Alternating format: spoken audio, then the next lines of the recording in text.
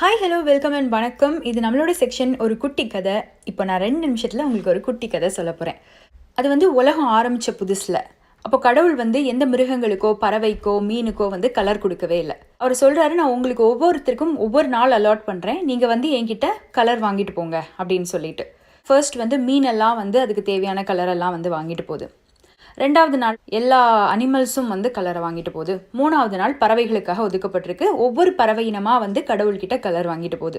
இப்போ பார்த்தீங்கன்னா ஒரு பறவை இனம் மட்டும் ரொம்ப தூரத்துலேருந்து பறந்து வருது. அது பறந்து வர வழியில் பார்த்தீங்கன்னா புயல் அடிக்குது, காற்றடிக்குது, மழை அடிக்குது.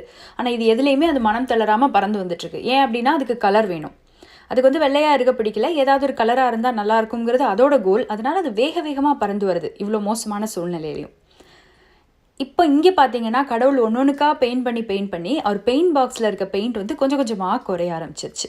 இப்போ இந்த பறவை எப்படியோ கடைசியாக கஷ்டப்பட்டு சேர்ந்துருது. ஆனால் அது சேர்ந்தும் போது ராத்திரி நேரம் ஆகிடுது. கடவுளோட பெயிண்ட் பாக்ஸ் கம்ப்ளீட்டாக காலியாக இருக்குது. எல்லாத்துலேயும் கொஞ்சம் கொஞ்சம் பெயிண்ட் தான் இருக்குது. இப்போ கடவுள் அதுகிட்ட கேட்குறாரு, என்கிட்ட பெயிண்ட் கம்ப்ளீட்டாக காலியாக போச்சு, நான் எப்படி உனக்கு பெயிண்ட் தர முடியும் அப்படின்னு சொல்லிட்டு.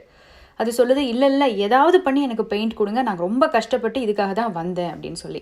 சரி, நான் ஏதாவது முயற்சி பண்ணுறேன் அப்படின்னு சொல்லிட்டு ஒரு கலரை எல்லாருக்கும் என்னால் கொடுக்க முடியாது, ஏன்னா பத்தாமல் போயிடும். அதனால ஒவ்வொரு கலராக எடுத்து நான் எல்லார் மேலேயும் தெளிக்கிறேன் அப்படின்னு சொல்கிறாரு. அதே மாதிரி சிகப்படுத்து எல்லார் மேலேயும் தெளிக்கிறாரு, மஞ்சள் எடுத்து தெளிக்கிறாரு, பச்சை எடுத்து தெளிக்கிறாரு. இப்படி அவர் தெளிக்கவே அந்த ஒரு பறவைக்குமே நிறைய கலர் கிடச்சிருது. அப்படி வந்தது தான் பஞ்சவர்ண கிளி. ஸோ இந்த பறவை ஒரு கலருக்கு தான் ஆசைப்பட்டது.